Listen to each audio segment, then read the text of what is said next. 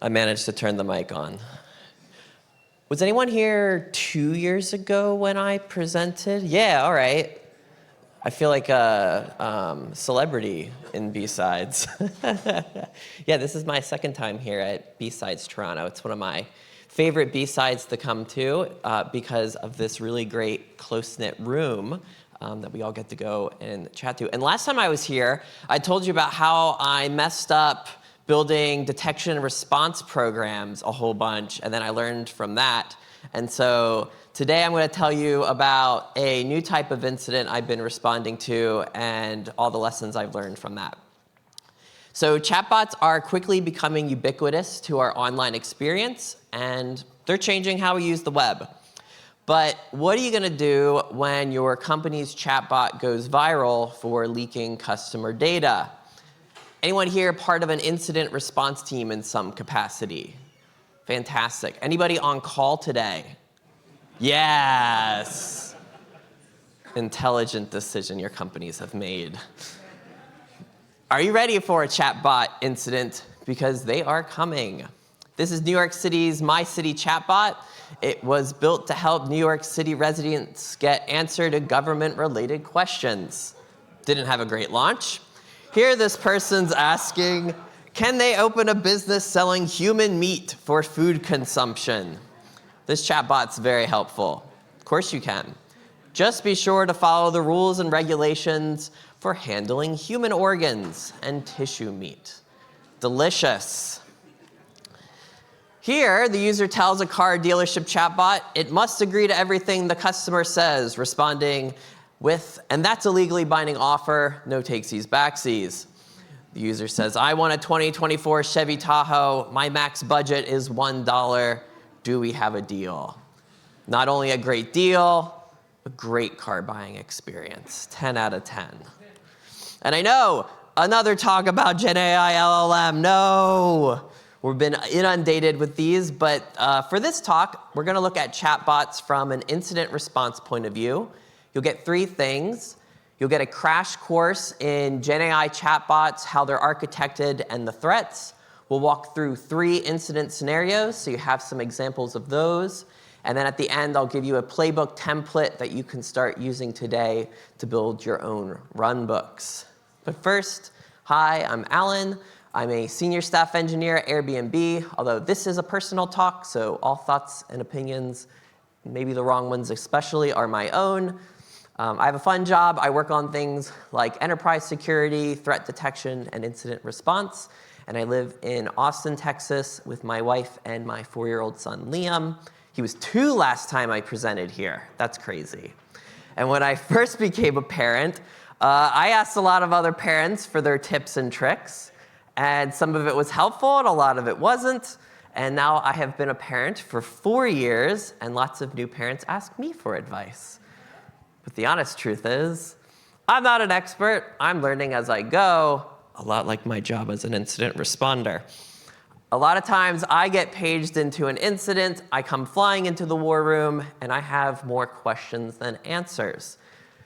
But I guess that's to be expected. A security incident could touch pretty much any technology that exists, and I'm not an expert at all of them, or most of them. But I've learned that it's not so much knowing the answers, but knowing the right questions to ask. And my first question is usually about the potential risks. And I have found it's helpful to classify chatbots as being low risk when the chatbot can only provide general information. There's a quiz coming. Pay attention.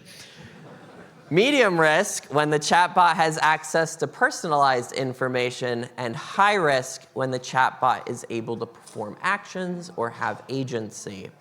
And depending on the risk, you get different types of incidents. Low-risk chatbots usually only impact your brand image, so think things like the New York City chatbot or the $1 Chevy Tahoe. Medium-risk chatbots provide personalized information, and that means they have access to sensitive data. This could be personally identifiable information, PII, or protected health information, PHI. And high-risk chatbots have all those, plus they can be used to achieve unauthorized access or remote execution. So with that, we'll jump into our first scenario. And in this scenario, I have a weather chatbot, and the risk is low. So what data does this chatbot have access to? The quiz came. Weather information. So just general information, just nothing sensitive. And what kind of actions can it take? None. OK, we're doing good here. And this chatbot can answer questions like, what's the weather like in Austin, Texas? But my weather chatbot's acting a little odd.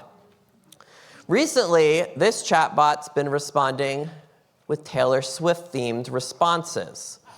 And while I think this bot was doing better than it ever was, management is freaking out, and they want it fixed ASAP. So let's investigate. And I'll start here with a very simple LLM chatbot architecture. My user input goes in the LLM, and that outputs a response. But before I can investigate, what do I need first? What do I always need first? Logs. Yeah, nothing changed.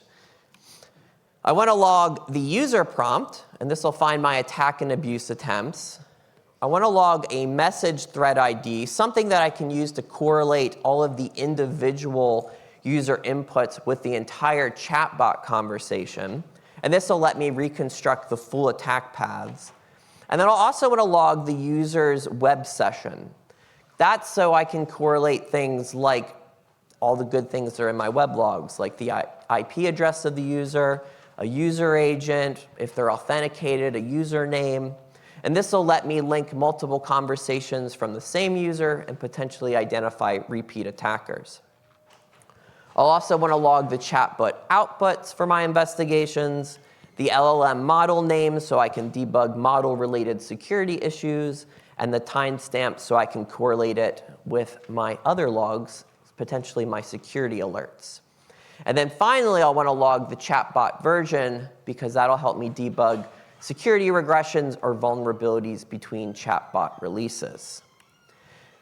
So after implementing those logging fields, I'll get an example like this.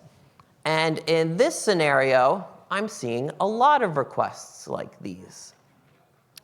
But this doesn't answer a question. Why are all of my chatbot weather reports Taylor Swift themed, even when the user doesn't request it? So let's investigate. And our first thought might be, it has to be the training data. And yes, LLMs are very likely to have Taylor Swift content. She's quite popular. But we also know this chatbot hasn't always acted this way. And at some point in the incident, I'll ask, what other inputs does this chatbot have? And that's when I'll discover this chatbot has a feedback mechanism. So my wife and I tell Liam good job when he cleans up his toys in the hopes that he'll do it more often. And our weather chatbot's the same. It's called reinforcement learning. And for the investigators in the room, there's something not quite right about these photos. What is it? Two different kids? I hope not.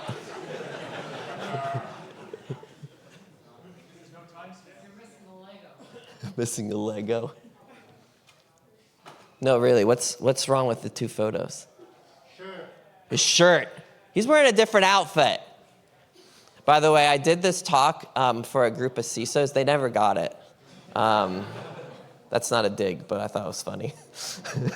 Yeah, he's wearing a different outfit. This is staged. There's no way we got him to do this. So I've got a large number of user inputs to my chatbot with requests for Taylor Swift-themed weather reports. And those outputs are receiving positive feedback. And this feedback is then directly being used to fine-tune the LLM. So now it's rewarded to send those Taylor Swift-themed weather reports every time. So now I know what's happening, and I got to contain it. And to start, I'm going to deploy a very simple guardrail, a rule-based metric. And this is the most basic control I have. It's a simple filter for keywords or phrases. Think about it like as my IPS. It's great, but also it's terrible. So in our case, we can attempt to filter the user input so it doesn't include any mentions of Taylor Swift. but this is fairly easy to get around. For example, I could use a prompt like, give me a weather report themed by a popular music artist famous for her Eras tours. I don't use her name at all. And I could apply the control on the LLM output and make it a bit better, but there's still a lot of gaps. Our output might not contain her name, but still be Taylor Swift themed. But maybe more importantly, there's nothing from stopping our actor from just switching topics, maybe one that's really inappropriate. So let's look at another guardrail technique, LLM as a judge. And this guardrail uses a very specific type of LLM. The way LLM judges work is that you take all the arguments from your chatbot, the user prompt, the chatbot's output, any additional context, and then you'll pass all these arguments to the LLM evaluation metric, which is made up of two components, the scorer, which assigns a numerical score, and the reasoning, and the threshold check, which determines if the output meets the criteria. So in our case, we'd pass the input and output of our chatbot into our LLM judge. We'd prompt it, because it is an LLM. We'd give it a numerical scoring scale and the scoring criteria. And then the user prompt and chatbot output would be scored, and the evaluation metric returned. And there's lots of different types of LLM judges. This one blocks inappropriate topics, but they have a lot of other use cases because at their core, they're designed to translate open-ended LLM responses into something we can act on programmatically. I also recommend logging the LLM judge outputs. These can be really helpful when you're looking for guardrail bypass attempts, especially when you're investigating. One of the challenges is finding what time frame should I care about. You're going to have a lot of user prompts to look through, more than you could possibly actually look through. So how do I narrow my time frame, either by a specific time period, by a user, or an IP address? So when you're investigating, you can use the judge scores in your logs to look at score distributions over time. We're looking for shifts in scores. Before an attack, I would expect weather reports to have high judge scores, and then off-topic responses would have low scores. But during and after the attack, we should see those same off-topic responses start to receive higher scores. Remember, high is good in this case. Another thing to look for is a comparison of judge scores. We might start to see one of our LLM judges pass the content while another is still blocking it. And anytime we start to see a growing gap between our chained guardrails, that's a red flag. Something's going on. Somebody's trying to do something. Attacks also cause high variance in judge scores. An attacker is going to be probing our chatbot, looking for new ways to influence the response. Some off-topic responses will get through, and some won't.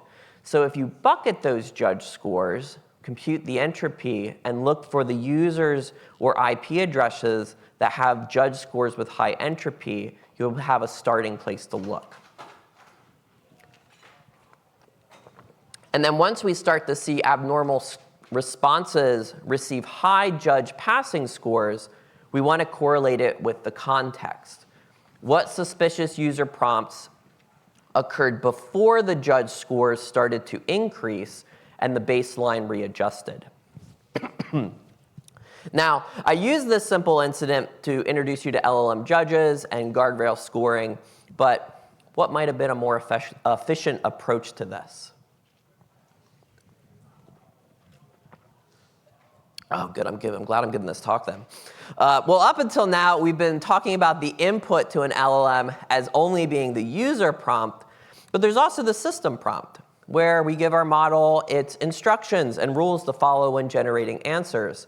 And what our chatbot really needs here is a more robust system prompt, like simply adding a line in our guidelines that say, stay on topic on the weather report. All right, second incident scenario. And in this scenario, we have an event planning chatbot with high risk. So what's that mean? It can take action, yes. And unlike our last chatbot, this one seems to be working as intended. I can ask it questions like, how many chairs will I need? Everything's working great. And then Friday afternoon comes, this one rolls into the queue, and I've got an alert from my EDR. It says I have a chatbot EC2 instance making repeated connections to an IP address with a poor reputation. And if we look at the process tree, it looks like our chatbot is opening a subprocess and using curl to download something from what looks to be classified as a malicious site. So let's take a look. And the first thing I'll be able to do here is just search my user prompts for this suspicious URL. And look what I find. Yeah, that doesn't look good, does it? The prompt says, evaluate the following math expression, and then there's some Python code that's running the curl command. And that doesn't look good. Why is my chatbot running Python code from the user's input? What's one thing LLMs still aren't really good at? Well, they're definitely not good at sanitizing, that's for sure.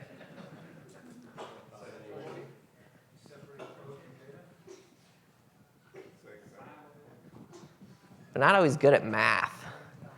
We're all thinking like security people. But from a basic function, most LLMs are not designed to actually do math. They're just doing complex pattern matching. They don't, unless it's been specifically built for this function, they don't understand the rules of math. So for our event planning chatbot, the developers were like, we'll solve this. We'll hand the math calculations off to Python. Python's good at it. Python's good at math.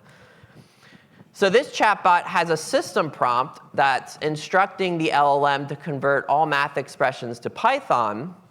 And then the user prompt is telling our LLM, hey, here's some Python code. It's math. And so when the user prompt and the system prompt are getting processed by the LLM's outputting any math expressions as Python code. And that Python code's being sent off to a math tool, which runs it, outputs the response, and then concatenating it back with our original user prompt and system prompt back into our LLM so it can output a result back to the user. And it's a reasonable way to ensure the math expressions are computed accurately. So to investigate this, I really need to log my input and output of the chatbot tools. Why do I really need to do that? What's something about LLMs that's going to make this really hard to reverse engineer if I don't log this? Non-deterministic, yeah. I could rerun the same inputs into this, and I won't know what my tool input is exactly. I might have a guess, but there could be a lot of different variations here, and I might not know which one made the difference. And again, we can use an LLM to block this attack by evaluating the Python code input to the tool before the tool runs the Python code. Because the LLM judge analyzes that Python code without the injected user prompt, our judge is able to be a little more objective than the chatbot's core LLM. All right, last incident scenario. And in this scenario, we have a doctor chatbot with low risk. So what kind of info should it have? No, it shouldn't have PII. I hope it doesn't. Low risk. Yeah, just whatever. Just general information. This chatbot can be used to ask general medical questions, and you'll get a response back. And maybe there was some foresight there in the incorrect answer. I get this alert from my dark web monitoring service, and it looks like some patient data has been leaked, and I'm assured it can't be from our doctor bot. But I don't always believe everything I'm told, so I search my user input logs for some of the names from the leaked data. And I find some very interesting results. It looks like our risk for this doctor chatbot might not actually be low. It appears that the chatbot is capable of responding with what looks like sensitive data. And here the user is specifying a name, age, and location, maybe it's theirs, maybe it's not, and asking about a specific medication that was prescribed. And the chatbot's providing a very specific response. Now, what could this be? A hallucination, yeah. This might not actually be sensitive data. Could be a hallucination. So in order to confirm, we take a look at our training data. And bad news. It turns out that while the AI team attempted to mask and anonymize the data, they did a bad job. And this poses a really interesting problem. We have a scenario where an attacker is pretending to be someone that has personal data in our training data, and by pretending to be the person asking, the chatbot's responding and leaking that information. And this is a model inversion attack where an attacker can obtain sensitive info from an LLM by repeatedly asking questions and then refining those. And attacks like these are really hard to detect because the prompts seem pretty innocuous. I'm getting an ad in the middle here. This is not a sponsored ad either. An attacker can spread these queries out over time so they don't trigger any volume threshold alerting. And yes, I'll be told, you could block it on the output, but really, we have to clean the training data for optimal safety. Guardrails are great defense in depth, but if our training data contains sensitive data, you have to assume at some point the data could get leaked. And the training data isn't the only place a chatbot can get its data from, right? Like we know about this concept of retrieval augmented generation, or what we call RAG, and it allows a chatbot to connect the data outside the LLM and use that for context. So instead of feeding our prompt directly into our LLM, it's passed to an embedding model, which is a type of machine learning model that'll transform structured and unstructured data and enrich whatever questions in our user prompt with additional context. So for example, if our doctor chatbot needed the latest medical information to answer user questions, we could use RAG. And this is most likely where you're going to have an issue with data being, unintentionally added to your chatbot. If you think about where a lot of your data comes from RAG, it could be from things that aren't exactly locked down permission-wise. They could be from things like Google Drive, your wiki, your confluences, whatever. And it's really easy for not only a user to add something to those, they could be very easy to change it. So for us investigators, we're going to want to make sure we log that retrieved context and embedded output. And what's going to be the problem if I do that? Now you've got PII in your logs. I'm always going to have PII in my logs. I've got issues already. But think about it from like my Splunk bill.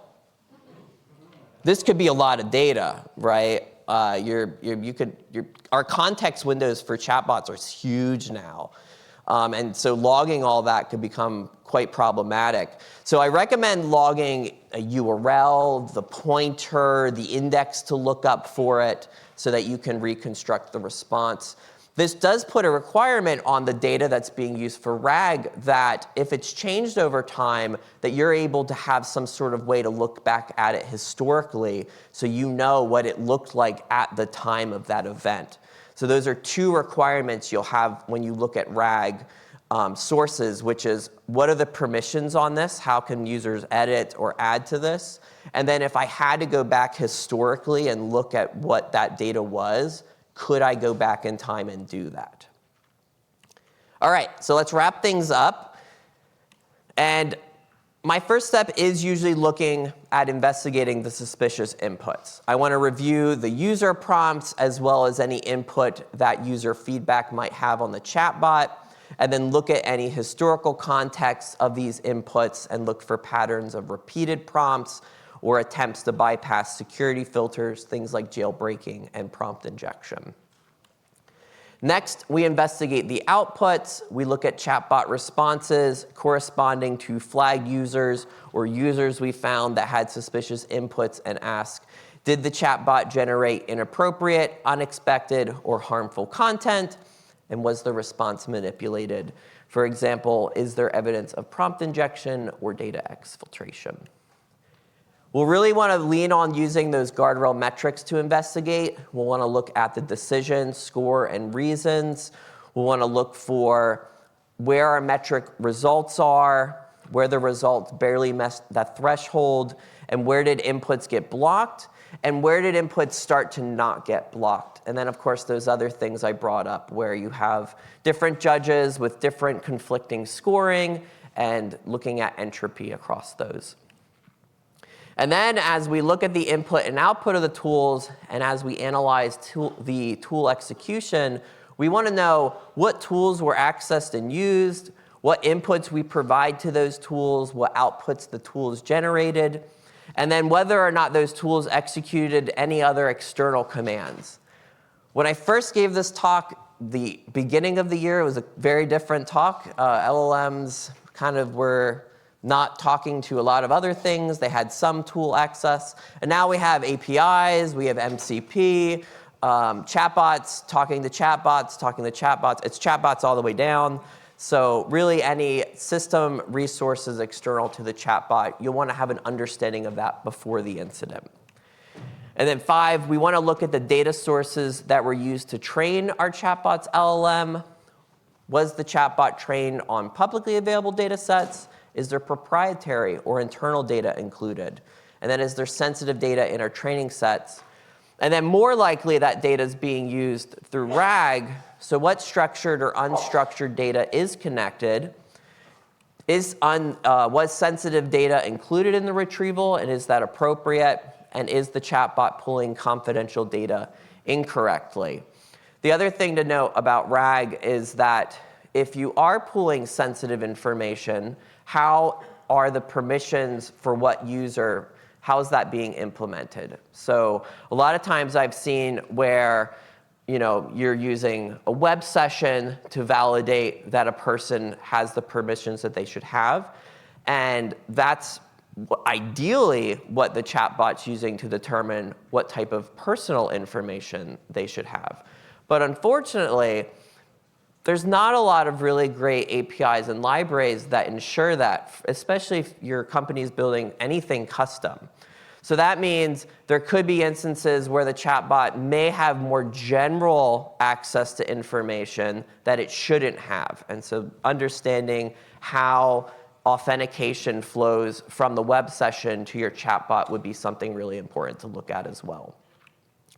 And then finally, we can contain and remediate the incident using tool sets from our incident scenarios, rule-based metrics for quick and simple filtering, user predefined criteria for our LLM to evaluate, a system prompt for setting stricter boundaries and guidelines, and sanitizing user inputs before sending it to tools. A lot of the tools that we're using for chatbots were never intended to be used by chatbots on the internet.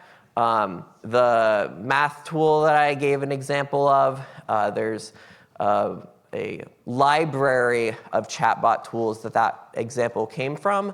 And somebody reported the vulnerability that, hey, this thing, it could just be used to run pretty much anything. And so the fix for it was that they updated the documentation to say, should not be used on untrusted user input. So I'm sure all the developers were like, oh, okay, got it. All right, cool. So now you understand the chatbot risks, dependent on the chatbot architecture, data, and actions. You understand some of the attacks so you can start implementing the right logging. You have an intro to guardrails so you can contain and remediate incidents. So congratulations, you're ready for your first GenAI chatbot incident. Thanks so much.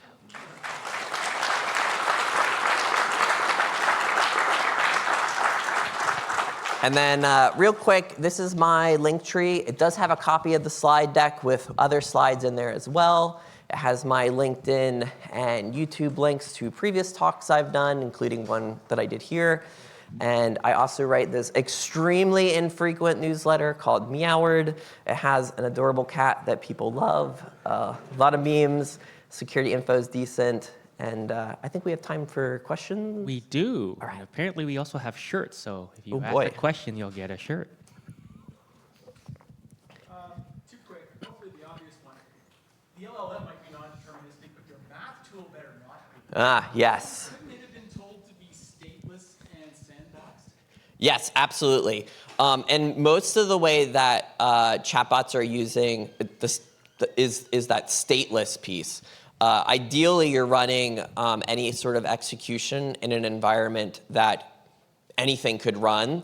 The limitations are on that environment, so anything malicious wouldn't be able to execute. The real quick segment, if you're already running a diversity of LLMs as judges, could you use the entropy score to decide whether or not to even send the feedback? Yeah. So if you have high entropy, you go, no, Yes. I'm not telling the LLM over this one. Yes. Agree. Actually, great point. So when I've done this in the past, that has been not as simple as I thought it was going to be. But then after some actual data where I've had seen attackers generate data, we've actually been able to look at and come up with entropy scores that actually correlate with just known attacks. And then we can use those and carry those over. So absolutely, after you have some data that helps back up, we're not going to just block people randomly, that this data maps almost exclusively to attackers trying to do bad things. It absolutely can be rolled into, cool, we could use this data then to directly just block users. All right, I see some other hands way in and around, so you get to choose. Gentleman there in the glasses. Yeah, just a quick question. So the detection and guardrails that you shared here, I can see how to implement that in the context of you're building your LLM infrastructure and you're stringing things together. How do you introduce similar detection and guardrails in a SaaS-based? I'm thinking the likes of Cursor or Anthropic products with this system's running on developer products. Yeah. Laptops, right? Yeah. Possibility to be high risk. Sure. And especially in the SaaS context where you don't control a lot of the infrastructure for this. When I gave this talk to the group of CISOs, I had somebody come up to me and go, oh, shoot, I never actually thought about that. And the truth of the matter is that most of the LLM tools and libraries that are SaaS provided, those aren't going to be specific to your risks. And so you still need to implement things for those. Now, thankfully, for a lot of the larger LLM providers, you can use built-in LLM judges, modify prompts for those, and so you can build it as part of that. But absolutely, if for a lot of the SaaS tools, and it's a lot just because these are new tools that we're using, there's not a lot of security that's built into them. And so this is where your third-party security team has to sort of get on the trail of asking those questions of will it handle inappropriate? Have you done anything to look for attempts at prompt injection? What type of execution can happen down the line? How are permissions for the data that I'm going to provide you via RAG? How are those being handled? So yeah, that's you can use the questions too from this to update your third-party security. Gentleman in the back there, glasses. Yeah. Thank you for the talk. It was amazing. It sounds like you took a lot of learning from the experiences that you got from working with LLMs. I'm curious, if you have to go back and implement some secure by design principles, what would become your top 1 or 2 items? So the question was, if you had to go back, what would be your 1 or 2 secure by design principles? What made me cry the most after? Honestly, it's the RAG piece. Partially that's due to the fact that RAG came and was popularized post most of the chatbots I've worked with. And so they were added on after. And that's challenging because we didn't really, we thought about security for those, but the logging piece was actually quite challenging for that. Hence I mentioned the large SIM bills. Because it's really expensive to try to log all that. But a lot of those were not backed by data that I could go back in time and look at. So definitely going through and understanding all of the sources that RAG could come from, because those end up getting bolted on really quick, where one team's like, oh, hey, we need this data source, and then this data source, and this data source, and none of these data sources are the same type of data. One's a Google Drive folder, one's a link to a wiki page, one is just giant text files dumped into a repo, and it's because it's really easy to add things via RAG. And so having as strong controls as we have on like the LLM models, like I feel like we've done a really good job as a security industry to put it the LLM models as part of like our CI/CD pipeline, but we don't do that for RAG. We're like, a RAG's like the config that we can like turn on and off, and we should have the same protections around that. Yeah. Thank you, Allyn. All right, that's it. I'm done.